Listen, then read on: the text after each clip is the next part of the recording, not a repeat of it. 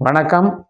அன்பார்ந்த குரு ஜோதிடம் நேயர்களுக்கு உங்கள் ஜோதிடர் ஜேஎம்எஸ் சந்திரமௌலியின் பதிவு. இந்த பதிவில் கேது கிரகம் சாரமாற்றம் அடைவதை பற்றி பார்க்குறோம். கன்னிராசியில் இருக்கக்கூடிய கேது அஸ்தம் என்று சொல்லக்கூடிய சந்திரனுடைய நட்சத்திரத்திலிருந்து உத்தர நட்சத்திரத்துக்கு, அதாவது சூரியனுடைய நட்சத்திரத்துக்கு மாறுவதற்கான 12 லக்னங்களுக்கான பலன்களை பார்க்க இருக்கோம். இந்த கேது சூரியனுடைய நட்சத்திரத்தில் ரொம்ப நாள் பயணித்து 2025 ஜூலை வரைக்கும் பயணிக்க இருக்கார் சூரியனுடைய நட்சத்திரத்தில். பட் ராகு கேது பயிற்சி அப்படிங்கிறது இப்போ நமக்கு அதுக்கு முன்னாலேயே நடக்கும். நாம் இந்த பதிவில் 1 மாதத்துக்கான பலனை ஜனவரி 1 வரைக்கும் உத்தர 4ஆம் பாதத்தில் இருக்கிறத மட்டும் நம்ம பார்க்கப்போம். இந்த மாதிரி இப்போ கேது நமக்கு இந்த சார மாற்றத்தில் என்ன கரெக்டாக செய்வாருங்கிறத பகுத்து பிரித்து பார்த்து நம்ம பலன் சொல்லணும். ஏன்னா ஒரு வருஷத்துக்கு ஒரே மாதிரி பலனை நம்ம எடுக்க முடியாது. ஒரு கிரகம் ஒரு ராசியில் போகுது, ஒரு நட்சத்திரத்தில் போகுதுன்னா அந்த நட்சத்திரத்தின் 9 கூறுகளான உபநட்சத்திரத்துலேயும் போகும். அந்த உபநட்சத்திரம் தான் டிசைட் பண்ணி செயல்பாடுகளை ரிசல்ட்டாக கொடுக்கும். அப்படிப்பட்ட வகையில் 29 நாட்கள், அதாவது டிசம்பர் 2லிருந்து ஜனவரி 1ஆம் தேதி வரைக்கும் உள்ள இந்த 29 நாட்களுக்கு நம்ம பலன் பார்ப்போம். ஏன் அப்படின்னா, கேது சூரியனுடைய நட்சத்திரத்தில் இருக்கார், உத்தர 4ஆம் பாதத்தில், சுக்கிரனுடைய உபநட்சத்திரத்தில் இருக்கார். இந்த உபநட்சத்திர கான்செப்ட் தான் துல்லியமான பலன்களை நிர்ணயிக்கக்கூடியது. நம்ம ஜனன ஜாதகத்திலையும் 12 பாவங்களுக்கும் இந்த உபநட்சத்திரங்கள் தான் 12 பாவத்தை நிர்ணயிக்கக்கூடிய, செயல்படுத்தக்கூடிய ஒரு தலைவர்களாக வர்றாங்க. அப்படிப்பட்ட கிரகங்கள் யாருன்னு கண்டறிஞ்சு நம்ம கோச்சாரத்தையும் பார்க்கணும், திசாபுத்தியும் பார்க்கணும், ஜாதகத்தில் அடிப்படை யோகங்களையும் பார்க்கணும். கொடுப்பினைங்கிறது அதுதான். அதை பார்த்துட்டாலே நமக்கு தெளிவாக புரிஞ்சிடும் நமக்கு இன்னதான் விதிக்கப்பட்டிருக்கு அப்படிங்கிறது. அந்த சிஷ்ட வகையில் இந்த கேதுனுடைய பலனை இப்போ இந்த 29 நாட்களுக்கு என்ன செய்யுது அப்படிங்கிற விஷயத்தை கன்னி லக்னத்துக்கு பார்க்க போகிறோம். இந்த பதிவு கன்னி லக்ன அன்பர்களுக்கு. இப்போ கன்னி லக்னத்திலேயே கேது ரொம்ப நாளாச்சு. ஆனால் அதில் செவ்வாய் நட்சத்திரம் முடிஞ்சு சந்திரனுடைய நட்சத்திரம் முடிஞ்சு கேது பின்னோக்கி போகிறதுனால இப்போ சூரியனுடைய 4ஆம் பாதத்தில் இருக்கார், சுக்கிரனுடைய உபநட்சத்திரத்தில் இருக்கார். இப்போ இந்த மாதிரி அமைப்பில் நம்ம ஜனன ஜாதகத்தை கன்சிடர் பண்ணிக்கணும். நமக்கு கேதுவோ அல்லது சூரியனோ திசாபுத்தி அந்தரமாக இருக்குதாங்கிறதையும் பார்த்துக்கணும். அதன் மூலமாகத்தான் நமக்கு பலன்கள் நடக்கும். இப்போ நமக்கு சூரியன் நல்ல நிலைமையில் இருந்தார் அப்படின்னா தொழில் ஸ்தானங்களுக்கும் பணஸ்தானத்துக்கும் சம்மந்தப்பட்டிருந்தால் இந்த காலகட்டத்தில் கேது திசையிலையோ சூரிய திசையிலையோ நமக்கு நல்ல பலன்கள் நடக்கும். ஏன்னா நம்ம சிந்தனையின் மூலம் நம்ம ஜெயிக்கிறோன்னு அர்த்தம். கேது லக்னத்தில் உட்காருது அப்படின்னா நம்ம சிந்தனையை செயல்படுத்துதுன்னு அர்த்தம். அப்போ எப்படி செயல்படுத்துது? சூரியனை போல செயல்படுத்துது. அப்போ சூரியன் நமக்கு என்ன பாவ தொடர்பு நம்ம ஜனனஜாதத்தில் வச்சுருக்காருன்னு பார்த்தோம்னா, தொழில் ஸ்தானங்களோட தொடர்பு இருந்ததுன்னா நிச்சயமாக தொழிலை வளர்த்துருவார்.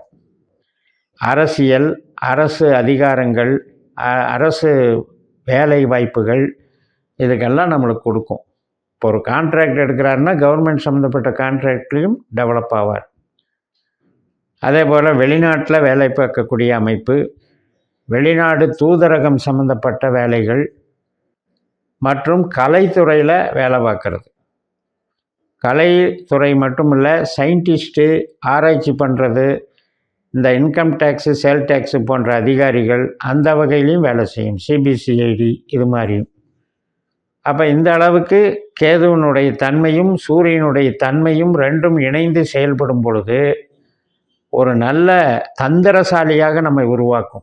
எதுவுமே டெக்னிக்கல் மைண்டு தான் கேதுவுக்கு.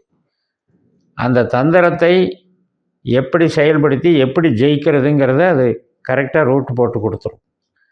அப்படிப்பட்ட வகையில் நம்ம திங்கிங்கில் நமக்கு கொஞ்சம் ஆன்மீக பலத்தை வளர்த்துக்கணும், அல்லது வில் பவரை வளர்த்துக்கணும், ஆராய்ச்சி மனப்பான்மையை வளர்த்துக்கணும்.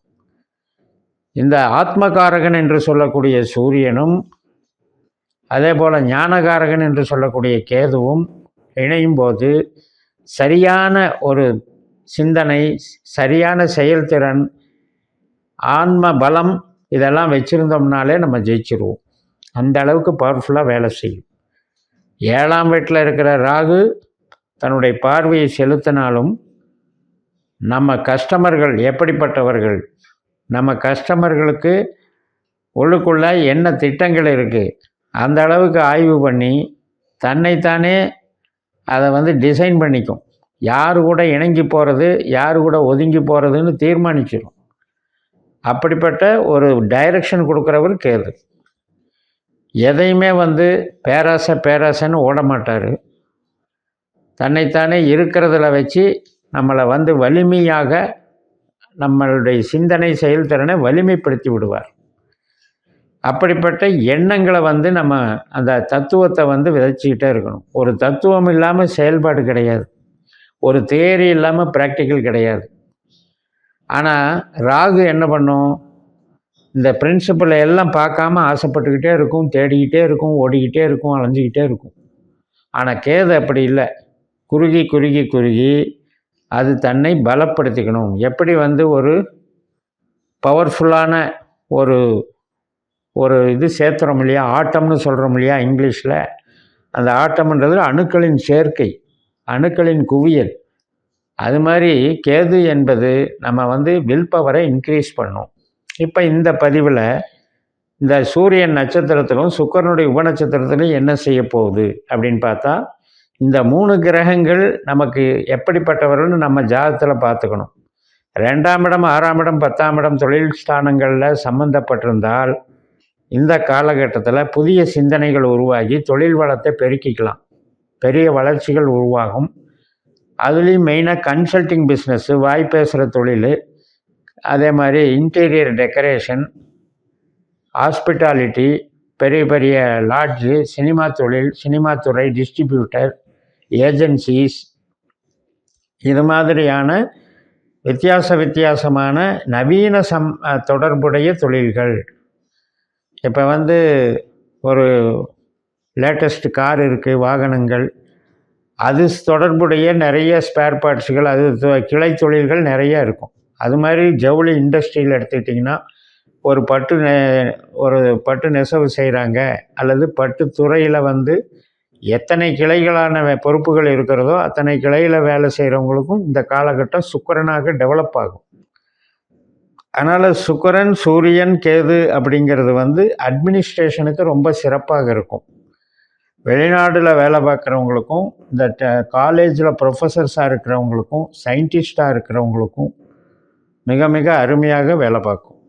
அதே நேரத்தில் ஒரு வாக்குஸ்தானம் அப்படிங்கிறது நம்மளுடைய பணம் சேமிப்பு ஸ்தானம். அப்படிங்கிறதுல தேவைக்கேற்ப நம்ம ரிசோர்ஸ் க்ரியேட் பண்ணிக்கலாம்.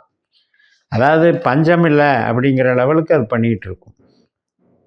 எப்போவுமே கன்னி லக்னக்காரர்களுக்கு 2ஆம் அதிபதி 9ஆம் அதிபதி சுக்கிரன் ஆகிறதுனால 2ஆம் இடத்துக்கு 9ஆம் இடம் அப்படிங்கிறது நல்லது கிடையாது. அப்போ 2 பாசிபிலிட்டியில் சுக்கிரன் கொஞ்சம் தடுமாறுறார். 2 வலுக்க செஞ்சதுன்னா நமக்கு 9ல் பெருசாக பவர் இருக்காது. 9 வலிச்சிச்சுன்னா 2 காணாமல் போயிடும். இப்படி தான் அங்கே நடக்கும். அதனால் ஒன்றும் பிரச்சனை இல்லை. சுக்கிரன் பொறுத்த வரைக்கும் நம்ம ஜனன ஜாதகத்தில் எப்படி இருக்காரோ அப்படின்னு பார்க்கணும். தொழில் துறைக்கு சம்மந்தப்பட்டிருந்தால் தொழில் வாய்ப்புகளும் பண வசதியும் பெருக்கிக்கிட்டே இருக்கணும். இதெல்லாமே நான் சொல்கிற பலன்கள், என்னுடைய பதிவுகள் எல்லாமே அவரவர்களுக்கு அந்த திசை, புத்தி, அந்தரம், சூட்சுமம் நடந்தால் எடுத்துக்கொள்ளுங்கள்.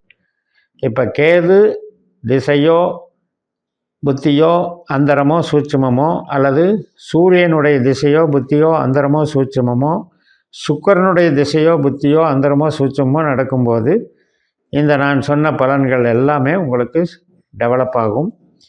அதே நேரத்தில் 8ஆம் பாவம் 12ஆம் பாவம் தொடர்புடைய மாதிரி இந்த கிரகங்கள் அமர்ந்திருந்தால் மனசுக்கு ஒரு தெம்பு இருக்காது.